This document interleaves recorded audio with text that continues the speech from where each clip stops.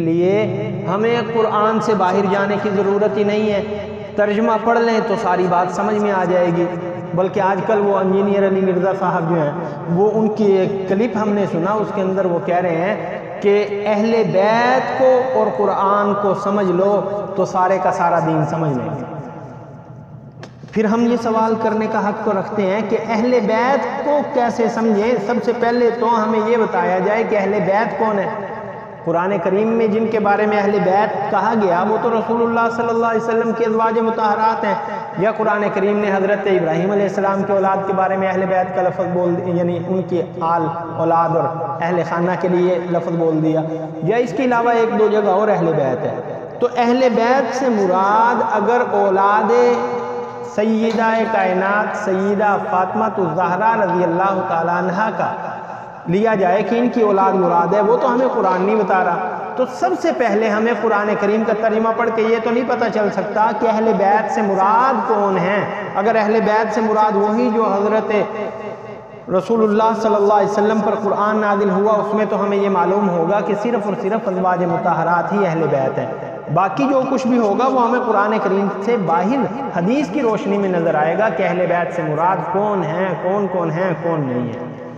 تو یہ سوال کرنا کہ صرف ترجمہ قرآن کریم کا آپ پڑھ لیجئے، آپ کو کسی مولوی کے پاس جانے کی ضرورت نہیں، کسی عالم کے پاس جانے کی ضرورت نہیں، صرف مرزا صاحب کے پاس، انجینئر صاحب کے پاس جانے کی ضرورت ہے۔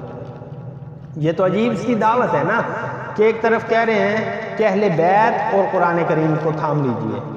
بھئی اہل بیت کا تعین کون کرے گا؟ قرآن کریم نے اگر کرنا ہے تو قرآن کریم کے تعین کے اوپر اگر آپ راضی ہیں تو وہ صرف اور صرف ازواج مطہرات ہیں، ہم کہتے ہیں کہ سو بسم اللہ۔ لیکن اگر آپ یہ کہتے ہیں کہ حضرت فاطمہ الزہرا رضی اللہ تعالیٰ عنہ کی اولاد جو ہے وہ اہل بیت ہیں، تو وہ قرآن کریم نہیں بتا رہا ہمیں، وہ ہمیں احادیث کی روشنی میں پتہ چلتا ہے۔ یہی ہم کہہ رہے ہیں کہ قرآن کریم کو سمجھنے کے لیے سنت کی بھی ضرورت پڑے گی، اور اس کے بعد اجماع امت کی بھی ضرورت پڑے گی، مفسرین کے اقوال، صحابہ، تابعین، تبع تابعین کے آثار کی بھی ضرورت پڑے گی، پھر تو قرآن کریم سمجھ میں آئے گا، وگرنہ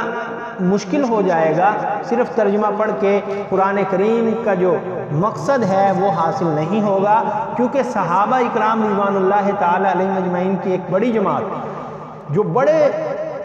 اپنی عربی زبان کے اوپر، عربیت کے اوپر ایک بڑا مقام رکھتے تھے، محترم انہوں نے بھی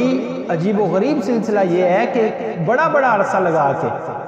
قرآن کریم کا فہم حاصل کیا، باوجود اس کے وہ عربی تھے، اس کے باوجود کہتے تھے یا رسول اللہ صلی اللہ علیہ وسلم اس کا کیا معنی ہے، اس کی کیا بات ہے، یہاں پہ کیسے یہ مسئلہ حل ہوگا، یہاں پہ اللہ رب العزت کیا ارشاد فرمانا چاہ رہے ہیں، یہ ساری چیزیں حضور سے پوچھا کرتے تھے۔ اور پھر یہ کہ انہوں نے قرآن کریم کی ایک ایک سورت کو جو پڑھا، کتنے عرصہ میں، کسی نے 4 سال میں، کسی نے 8 سال میں، تو وہ 8 سال ایسے ہی نہیں لگ گئے۔